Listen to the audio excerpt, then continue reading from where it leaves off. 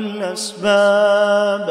وقال الذين اتبعوا لو أن لنا كرة فنتبرأ منهم كما تبرأوا منا كذلك يريهم الله أعمالهم حسرات عليهم وما هم بخارجين من النار. يا أيها الناس كلوا مما في الأرض حلالا طيبا ولا تتبعوا خطوات الشيطان إنه لكم عدو مبين. إنما يأمركم بالسوء والفحشاء وأن تقولوا على الله ما لا تعلمون. وإذا قيل لهم اتبعوا ما أنزل الله قالوا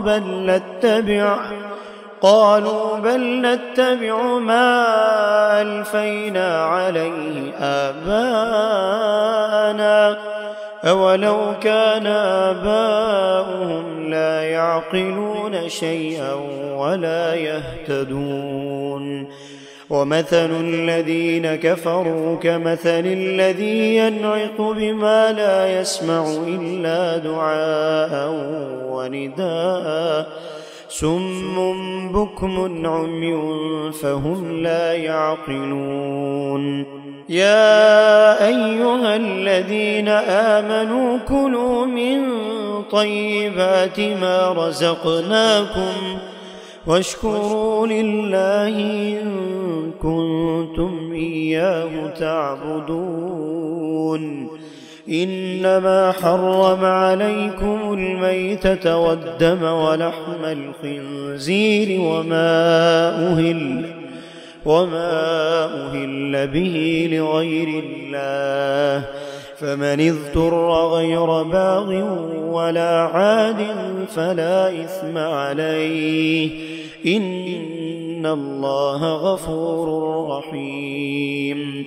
إن الذين يكتمون ما أنزل الله من الكتاب ويشترون به ثمنا قليلا أولئك ما يأكلون في بطونهم إلا النار ولا يكلمهم الله يوم القيامة ولا يزكيهم ولهم عذاب أليم. أولئك الذين اشتروا الضلالة بالهدى والعذاب بالمغفرة فما أصبرهم على النار.